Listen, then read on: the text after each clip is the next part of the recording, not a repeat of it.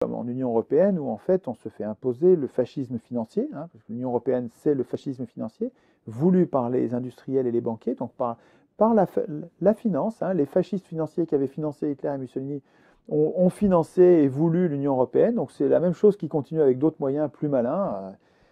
C'est plus malin, l'Union européenne c'est plus malin que Hitler, mais ça revient au même résultat. Les syndicats ne servent plus à rien, les salariés n'ont plus de moyens de défendre leur salaire, le chômage généralisé est institutionnalisé par les institutions européennes, on pourrait développer. Euh, tout ça conduit au même résultat que ce que voulaient ceux qui ont financé Hitler, c'était plutôt Hitler que le Front populaire.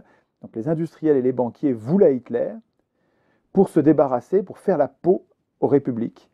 Et l'Union européenne sert à ça.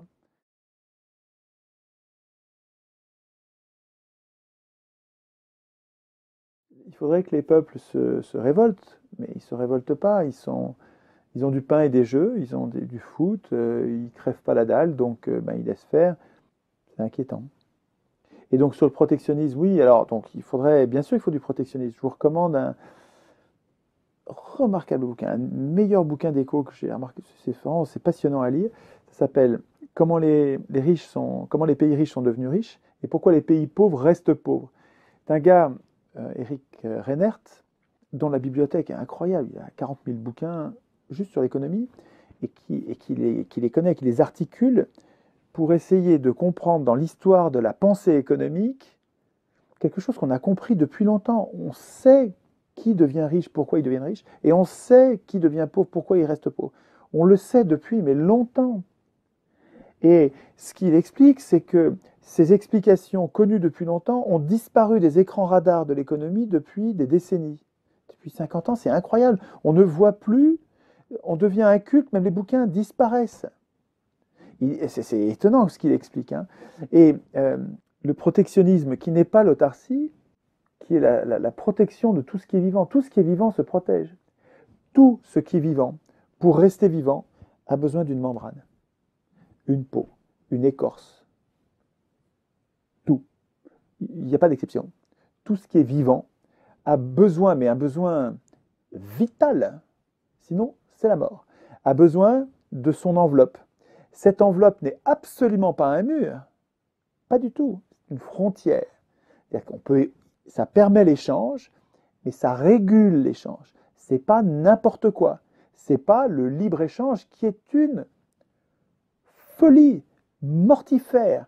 Le libre-échange n'a jamais fonctionné, sauf pour les multinationales. Les plus grands marchands s'engraissent, se goinfrent grâce au libre-échange. Mais les États, les nations, les pays qui ont appliqué le libre-échange, ce sont tous, que je sache, hein, peut-être que je me trompe, mais donnez-moi un exemple, se sont tous ruinés. Tous. Il n'y a pas un exemple de pays qui applique les règles du libre-échange et qui ne se soit pas ruiné. Tous les pays riches étaient protectionnistes et interventionnistes, se défendaient avec une membrane qui protège le vivant à l'intérieur et qui ne procède aux échanges avec l'extérieur que si c'est bon pour la cellule, pour l'être vivant, pour le pays. Pour moi, le protectionnisme, c'est ça, c'est nous protéger contre les